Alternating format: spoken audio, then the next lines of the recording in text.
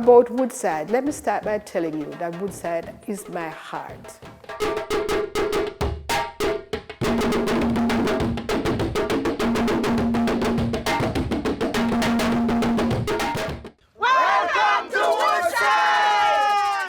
Woodside is in St. Mary, deep rural community. Approximately around 1,000 people living in Woodside. Mostly middle age. It's a farming community. Woodside is really a warm and a friendly environment and a very peaceful community. As people coming into Woodside, you can just expect fruits, you name it, country. It's country stuff, you know. And then you can expect history and culture. So we have students come here on tours, university students and visitors, people who doing history, doing research and like family tree, you know, and some of them find out back their family were right back here from Woodside, from this very plantation here.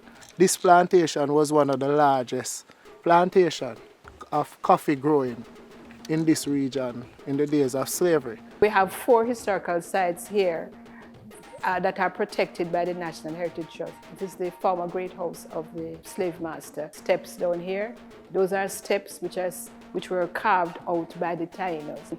One Bobby Susan, which we have now learned, is called Atabey. But I have yet to hear about sacred tourism. And this is what we are. This is a sacred space that you are in. Down there, Daddy Rock is a sacred space, sacred to the Africans.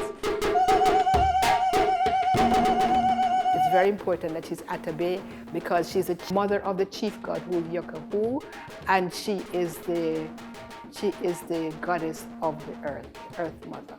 So we have her here in Woodside.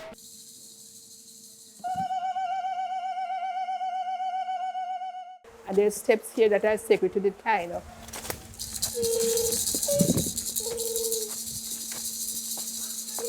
I'm telling you that we have Taino from Puerto Rico, and we have Taino from Florida coming to see these things. And you would cry when you see how they behave, how they love us because they say we took care of their relics.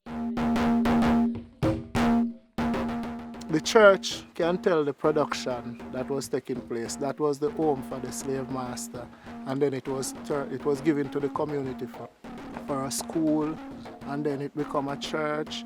The same organization built us a school over there, which is closed now, and I see it to use fit as a perfect camping site for this area.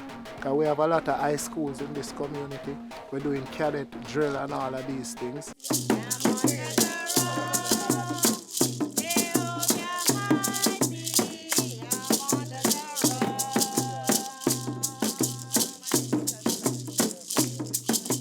Back then we was told that here was the era where the slave used to plan their escape. Annually, we come down here to really have a reading session on the 31st of July, leading into the 1st of August when it was Emancipation Celebration. The slave would come here to really discuss their own private business, leading up to that impending event that will be the Emancipation Celebration. So we find it possible that annually we come here, have a reading session. These plaques here bear the name of some of our slaves that were here on the plantation.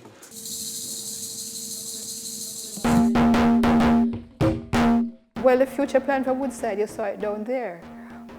Since 2006, we determined that we would make use of our historical sites. We would care them so that we could present them in our educatourism product, looking much better, and we would also be teaching people more about them. Well, that needed funding. That is not something we could do by having a dance. And then the cement company last year put out an advertisement for community development projects. And we applied, and we came first.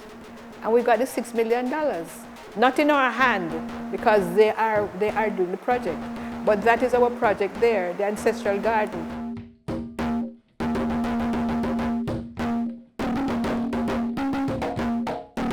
So we can have visitors who come here and then we exchange, cultural exchange. We can exchange with food.